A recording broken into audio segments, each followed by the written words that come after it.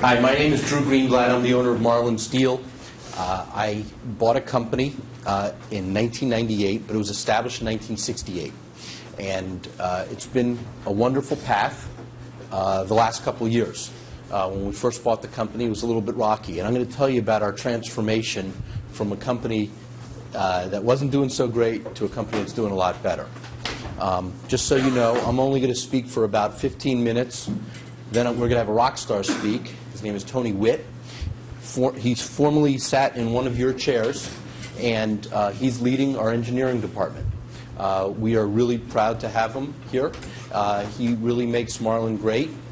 We have a full complement of Terps, mechanical engineering grads, working with Tony, taking us to the next level. We'll talk about that in a couple minutes, but I just wanted to introduce you to Tony before we started.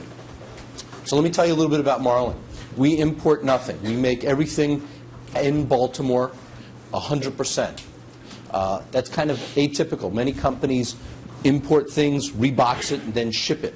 We're unique, or we're one of the few that does everything there in Baltimore City, a local Maryland company.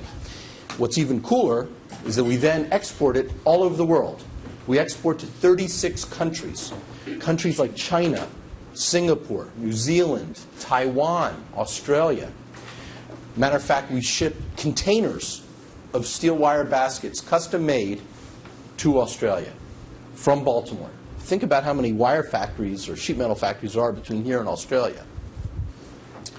We're growing fast. In this terrible, terrible recession, our company has been called out for, in the inner cities, for example, the 100 fastest growing inner cities, we were in that elite crew.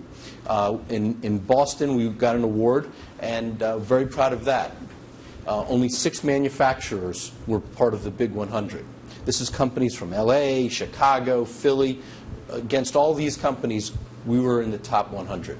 In addition, 2 weeks ago, we won the Inc. 5000 award for fastest growing companies in America. This is a magazine that just came out a couple weeks ago, and we were number 162 in manufacturing. Just to kind of keep this in perspective, there's 223,000 manufacturers in America. Marlin was number 162. We're very proud of it, and it's because of our team, people like Tony. Let me scroll back a little bit. So the company was established in 1968. We made things like bagel baskets, real commodity products. Our equipment's from the 1950s. We sold it to bagel shops, and it was a very good business. The company made profit. Everything was hand-bent, one at a time. Everything was welded, one at a time. Everything was cut by hand, one at a time. And we had no engineering at that time. If you wanted me to do a reorder for your custom basket, we would say, hey, mail back the basket to us so we could copy it. This is a basket we made, mind you, right? So we could copy the basket you just sent us so we could remake them again. That's how antiquated our engineering was. We paid our guys minimum wage. This is the day I bought the company, in 1998. There was no health insurance. Our health insurance plan was you go to the emergency room. We had no retirement plan, no 401k. We had no brochures. Our investment, latest and greatest technology, we just got a fax machine. 2 things happened right after I bought the company. I didn't see this coming, okay, otherwise I never would have bought the company. There were huge seismic shifts. The first one was China. China started commoditizing bagel baskets. They started bringing in bagel baskets cheaper than I could buy steel. So I couldn't rent the building. I couldn't pay a secretary. I couldn't offer benefits. It was an unacceptable business model. It fell apart. To make matters worse, I don't know if you guys remember this, but there was something called the Atkins diet, which is a horrific experience if you're in the bagel basket business, okay? The Atkins diet, if you don't know much about that, is an anti-carbohydrate diet. You're not allowed to eat carbs. So what happened was everybody stopped eating bagels. In the mid-90s, it was a fad. Everybody was eating bagels like crazy. And you went from 0 bagel shops in Akron to 5. I thought, well, this is great. I'm buying a company in 1998. We're going to go have 25 bagel shops in Akron. Of course, everybody knows that. Well, these 2 terrible things occurred. China commoditizing bagel baskets, and the Atkins diet came online. I was toast. And what happened was all my bagel shops started dying. My clients started buying from China instead. We started losing money. Not little money, lots of money. Everything was falling apart. It was a horrific experience. So really, we had two choices. What do we do now? Well, we had to either die and just fire all the employees, we lose all the money we used to invest in the business, to buy the business, or we could do something different. We could transform. The problem is nobody sends you an email or a memo saying, oh, this is how to transform. It's simple. We were in a pickle, and it was bad, it was ugly, it was bloody, and we were losing a lot of money. At that point, I got a phone call around this time from an engineer at Boeing. And I said to him, how can I help you? What do you need? And he told me, well, I need a handful of baskets about this big by this wide, and I need them really quick. And I said, well, normally I sell a bagel basket for $12. China's bringing them in for $6. Okay, I can buy the steel for $8. All right, so $12 is what I currently am charging typically for something of this kind of work. So I said, $24 because it's a pain. It's a small number, and he's like, yeah, whatever. That was the epiphany. Okay, that was the epiphany.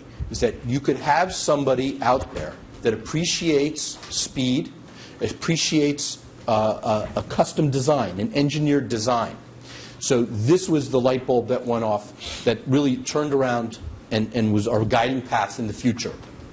My problem was 99% of all of my sales were to these commodity markets. But we had to transform. We had to focus our business on more of the custom engineered model. We had to migrate to a more precise thing, because a guy at Boeing is not going to tolerate being off on your dimensions. See, when you're in the bagel business, if you're off plus or minus a bagel, that's cool. Okay, as long as the bagel stays inside the basket, it works. Guys at Boeing don't think that way. They want to hear about 1/16th, 1/32nd, 1/64th of an inch, 1/128th of an inch. Okay, so plus or minus a bagel don't fly. So we had to talk with these engineers in these companies, and we had to understand their fit, their form, their function. This is how we're going to be different than China. This is how we're going to add value that's going to differentiate us, okay, in this horrific situation we were in. We had to figure out ways so we could find clients that would appreciate our value. And if we could hold delicate parts that are high value and we could rush it for them, then we could be different and we could win. So now, fast forward, we sell to guys like Toyota. We sell to Merck. We sell to Raytheon.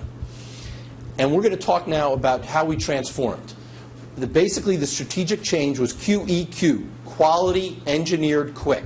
That's our niche. That's what we focus on. That's what we're looking at like a laser beam. Quality, engineered, quick. That's how we're thriving. We've used a couple other techniques. We recruit great talent. We also overinvest in technology. We focus on profits. We don't focus on revenue. A lot of companies out there will focus on big revenue. They don't necessarily focus on profits. Even though big revenue gets into this, it's not the milk that pays for all of the investments in the marketing and things you need to do. We also did a lot of lean manufacturing at Marlin. So when we talk about the strategic change, everything we do is measured on, will it improve quality? Will it improve engineering? Will it improve our speed quick? So the reason why quality is so important is because it'll get you reorders. The reason why engineering is so important is because if you innovate for somebody, price becomes less important. Price is less relevant. And if you're quick, you're fastest in the world, you'll win jobs you're not supposed to win. Let me give you an example.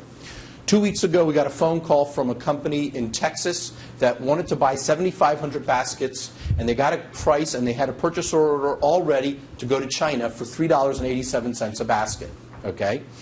And they needed them right away. So what happened was, China said, sure, we'll ship it to you. However, it's going to be 6 to 8 weeks, something like that. 4 of the weeks, of course, will be on the boat.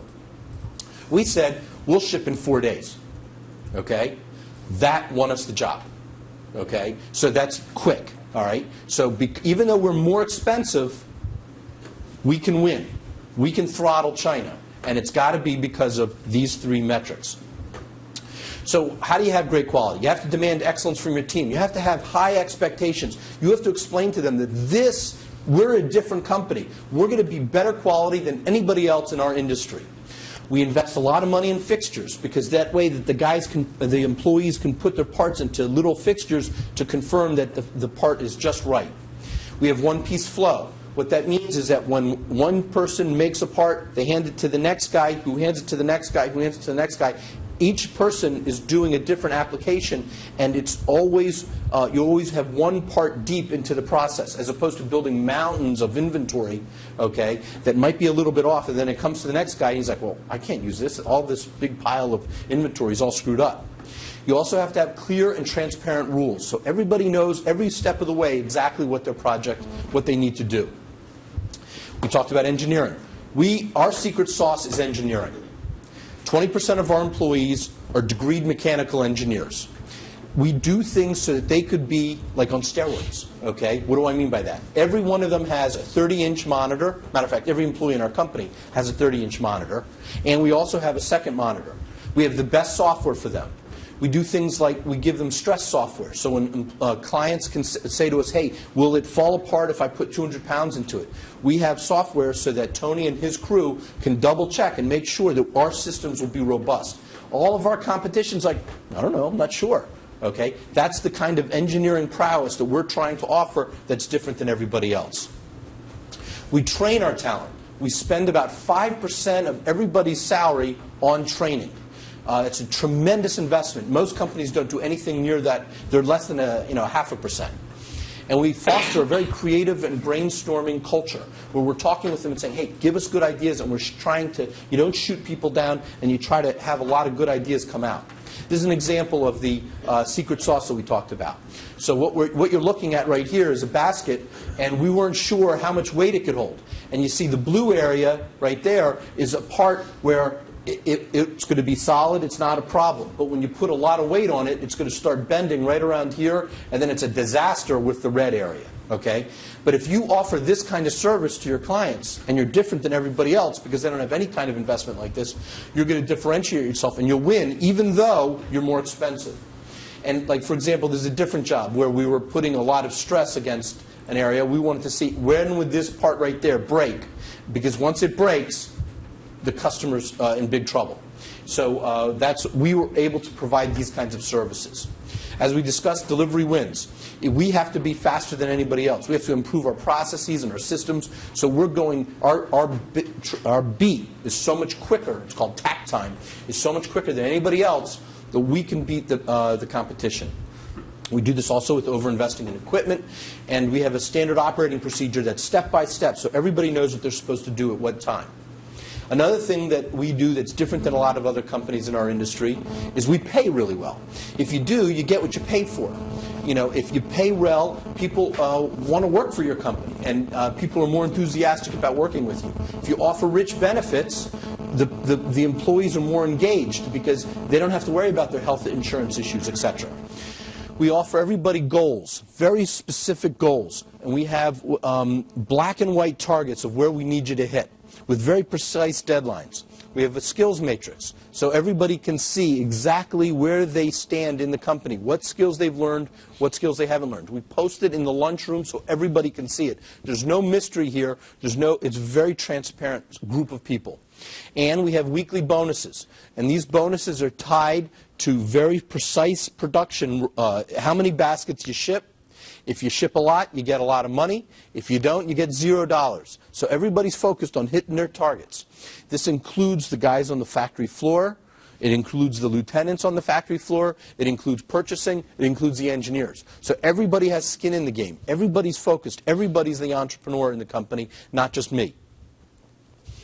So the bonus plan works out to be a lot of money. I'm talking more than a car payment, and in some cases more than a mortgage payment. We have the new core hiring style, and many companies are migrating towards this plan if they're going to survive in the future, which basically means you hire 5 really talented people, you pay them like they're 8, and then they will produce, because they're so good, they'll produce like they're 10 people. Bottom line is people are the key, and you have to focus on developing this great talent because that's going to make you better and beat the competition. Part of what we do is we're very transparent, as we mentioned. You have to be candid with your employees. You have to quickly tell bad news. You can't hide and wait till the last second. You have to always under-promise and over-deliver. These are key attributes that will differentiate you from all your competition, you personally as an employee and you in the business world. And whenever you have somebody who comes to tell you bad news, you don't shoot the messenger. You thank them. You embrace them for telling you bad news. Another thing that we've done that differentiates us is that we are focusing on technology. We're investing, investing, investing. Never taking a dividend, always putting it back into the company. So over the last couple of years, we bought a 3D bending robot. This is what you saw right here. This is in Chicago being set up right here. This is the coils of wire that feed into the robot. We bought 2 of those. We bought a sheet metal punch. We've bought a CNC mill. We bought a new press brake and a new laser, constantly reinvesting back into the company. So, for example, this is that robot I just showed you in Chicago. And this is how we're beating China. So what happens is you can see the wire coming right out of here. This is coming out 492 feet per minute. And the bend head is moving 3,600 degrees in a second. These are parts we ship to Singapore, to Ireland, Mexico, and you can see it bending all around. And then the last 2 bends it can't get. So we have this Japanese robot that we married to the Chicago robot, and then you can see it does the final bend right there, and then a second final bend. And then it puts it in this rack, and this rack loads all night long, and this thing runs 24 hours a day. We ship 700,000 of these a year. This is how we're beating China, because we have the best technology, and we have great people that can program this and monitor it for quality. We also invested in CNC milling machines. And recently we were working on a 4-axis machine.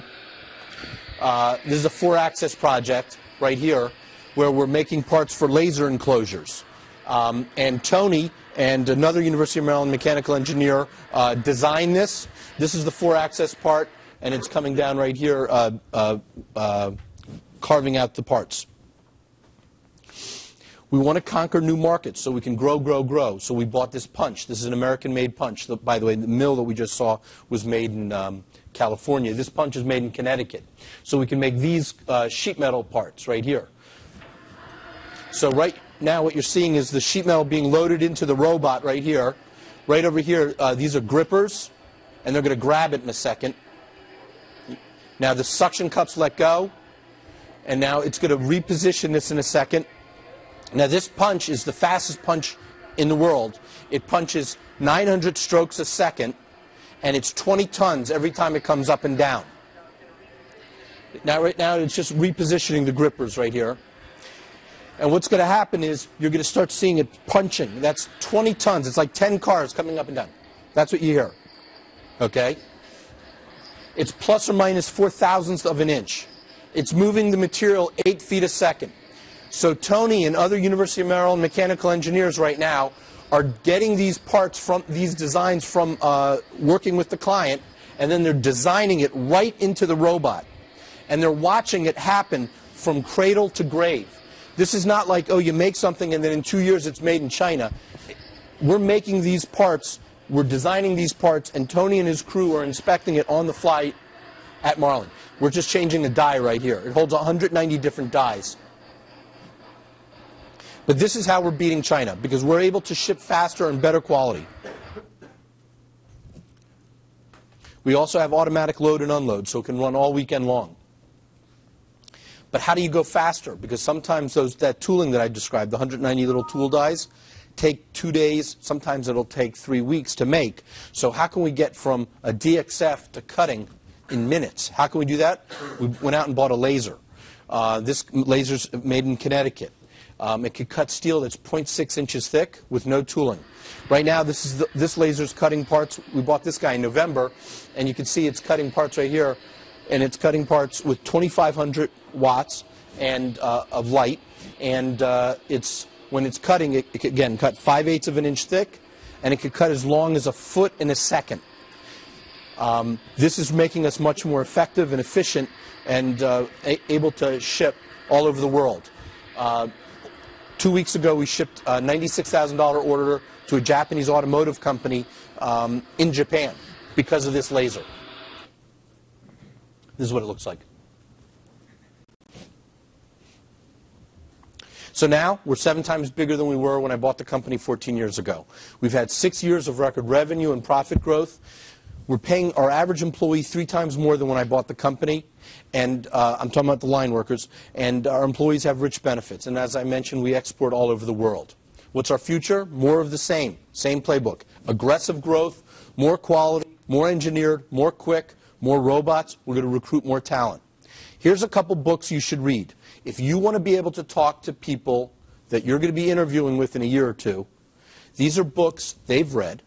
And if you could spice up your interviews with these, some of the words in these books, you're going to be different than most of the people that you interview against. Well, thank you very much. I appreciate it. I'm going to turn the floor over to Tony.